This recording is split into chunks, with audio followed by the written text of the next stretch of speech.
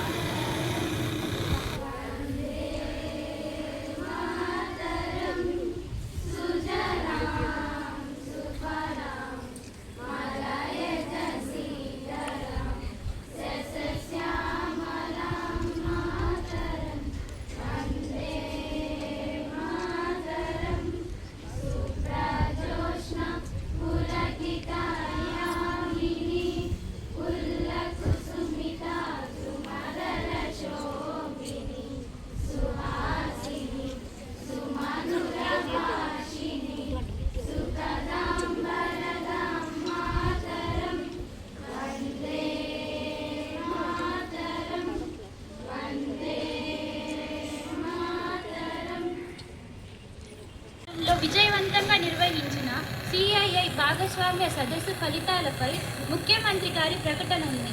గౌరవ ముఖ్యమంత్రి గారు తమ ప్రసంగాన్ని కొనసాగించవలసిందిగా కోరుతున్నాను. నిబద్ధత ఉన్నవారితోనే ఒప్పందాలపై సంతకాలు చేశారు. పెట్టుబడిదారులను ఏ ప్రభుత్వం వచ్చినా ఇబ్బంది ఉండదన్న నమ్మకం కలిగించేందుకు ఎస్ట్రా ఖాతాను ఏర్పాటు చేస్తున్నాం. పరిశ్రమల నిర్మాణం మొదలయ్యాక వారి నుంచి ప్రభుత్వానికి వచ్చే జిఎస్టీలో 60 నుండి 80% ఈ ఎక్స్ట్రా ఖాతాలు జమ చేస్తాం. ఇది పెట్టుబడిదారులను నమ్మకాన్ని పెంచుతుంది. మాటల్లోనే కాదు,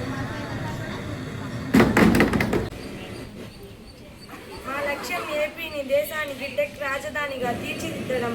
2029 నాటికి ఏపీను ఇన్నోవేషన్ రాష్ట్రంగా మార్చి స్టార్టప్లను ఏర్పాటు చేయనున్నాం. ఐటీ రంగంలో 90 నుండి 95% ఉద్యోగాలు రాష్ట్రానికి చెందిన వారికే వస్తాయని స్పష్టం చేస్తున్నాను. అమరావతిలో క్వాంటమ్ వ్యాలీను ఏర్పాటు చేస్తూ 3 ప్రాంతాల్లోనూ 3 ఎకనామిక్ రీజియన్లను అభివృద్ధి చేస్తున్నాం. అంతేకాకుండా రాష్ట్రంలో 160 గిగావాట్లు గ్రీన్ ఎనర్జీను ఉత్పత్తి చేయాలని లక్ష్యంగా పెట్టుకున్నాం. దీనికోసం వరల్డ్ ఎకనామిక్ ఫోరంతో కలిసి centre for energy and sizer religions కేంద్రం ఏర్పాటుకు ఒప్పందం కుదుర్చుకున్నాం. ఈ విధంగా గ్రీన్ ఎనర్జీ ద్వారా డేటా సెంటర్ల విద్యుత్ సవాళ్లను ఎదుర్కొంటాం. ప్రత్యక్ష పార్టీ వాళ్ళు ఏమైనా మాట్లాడాలనుకుంటే మాట్లాడచ్చు. అధ్యక్ష, ఐటీ ఎకోసిస్టమ్ అభివృద్ధికి ప్రాంతాల మధ్య వ్యత్యాసం చూపవద్దని కోరుతున్నాను. ప్రాంతాల మధ్య విభేదాలు సృష్టించవద్దని దయచేసి కోరుతున్నాము. ఐటీ కంపెనీల ఏర్పాటుకు ఒక ఎకోసిస్టమ్ అవసరం. అందుకే క్వాంటమ్ వ్యాలీ వంటి వాటి ద్వారా ఆ ఎకోసిస్టమ్ని ఒక్కో ప్రాంతంలో అభివృద్ధి చేస్తున్నాము. శాఖ మంత్రి గారు తమ శాఖ లక్ష్యాలపై ప్రకటన చేయవలసిందిగా కోరుతున్నాను. అధ్యక్ష, విశాఖ నగరాన్ని మీటింగ్స్, ఇన్సెంటివ్, కాన్ఫరెన్స్, ఎగ్జిబిషన్లకు క్యాపిటల్ ఆఫ్ ది సౌత్గా తీర్చిదిద్దుతాం. మా లక్ష్యం 2017 నాటికి ఏపీని ప్రపంచ పర్యాటక కేంద్రం మార్చడం. తాజాగా 104 సంస్థలలో 17,973 కోట్ల రూపాయల విలువైన ఒప్పందాలు కుదుర్చుకున్నాం. వీటి ద్వారా ప్రత్యక్షంగా పరోక్షంగా 97,000 మందికి ఉపాధి లభిస్తుంది. వచ్చే 5 ఏళ్లలో 1 కోటి మందికి క్రూజ్ పర్యాటకాన్ని పరిచయం చేసేందుకు కృషి చేస్తున్నాం. ప్రకటన.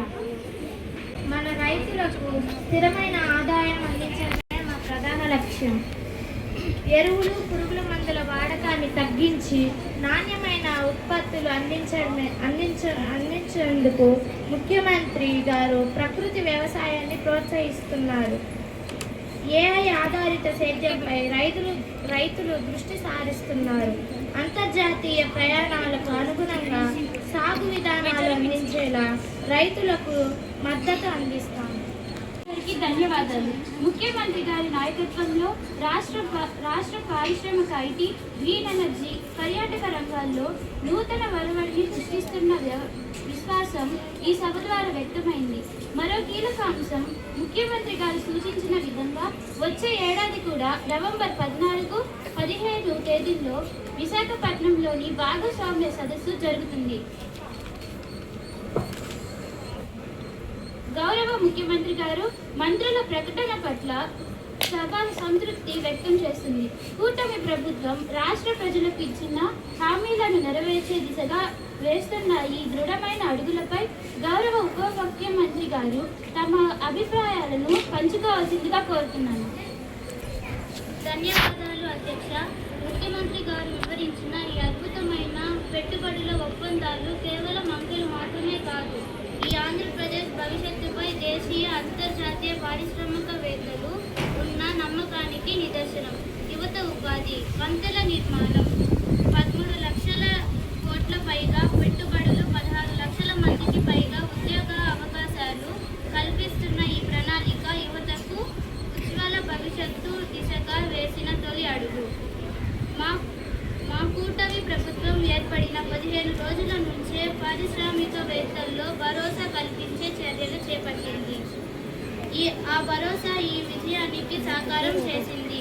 విద్యాశాఖ మంత్రి గారు చెప్పినట్లుగా IT, quantum technology, green energy వంటి కొత్త రంగాల్లో శిక్షణ ఇచ్చి ఉద్యోగాల కోసం ఎదురు చూస్తున్న యువశక్తి పరిశ్రమల అవసరాలకు మధ్య ఒక పటిష్టమైన వంతెనను మేము నిర్మిస్తున్నాము.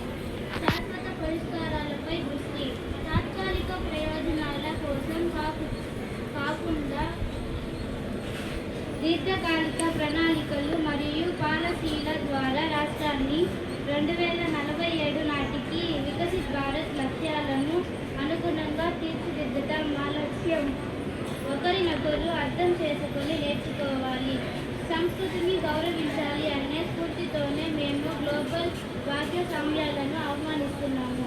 మిగిలినవి మా మంత్రి వర్యులు వివరిస్తాపై ప్రతిపక్షం నుంచి ప్రాంతాల సమతుల్యత లేదా సామాజిక న్యాయంపై ఏదైనా ప్రశ్న వచ్చినప్పుడు లేదా స్పష్టత ఇవ్వడానికి ఉప ముఖ్యమంత్రి సభాపతి గారు ప్రాంతీయ సమతుల్యత మరియు సామాజిక న్యాయం గురించి ఈ సభలో స్పష్టత ఇవ్వాల్సిన అవసరం ఉంది. సమ ప్రాధాన్యం, అన్ని ప్రాంతాల అభివృద్ధి మా ప్రభుత్వం పెట్టుబడులకు సంబంధించి అన్ని ప్రాంతాలకు సమాన ప్రాధాన్యం ఇస్తుంది. ముఖ్యమంత్రి గారు ప్రకటించిన విధంగా రాయలసీమ కేంద్రంగా రేయండ్ కంపెనీ 1200 కోట్ల రూపాయలు పెట్టుబడులు పెడుతుంది. రాయలసీమలో డ్రోన్ ఎలక్ట్రానిక్ సిటీలు, అనంతపురం జిల్లాలో హార్టికల్చర్, మెగా ఫుడ్ పార్క్ వస్తున్నాయి. 3 ప్రాంతాల్లో 3 ఎకనామిక్ రీజియన్లు అభివృద్ధి చేయాలన్న మా లక్ష్యం సుస్పష్టం. సామాజిక న్యాయం, మహిళా సాధికారత ఈ అభివృద్ధి ప్రయాణంలో మహిళలు కీలక పాత్ర పోషించాలి. 1,00,000 మంది మహిళలను వ్యాపారవేత్తగా తయారు చేయడమే ప్రభుత్వ లక్ష్యం. ఇన్నోవేషన్ పాలసీల గురించి మహిళలకు అవగాహన పెంచడం ద్వారా వారు అడుగుపెట్టే ప్రతి రంగంతో శ్రేష్టతను నింపడం అవకాశాలు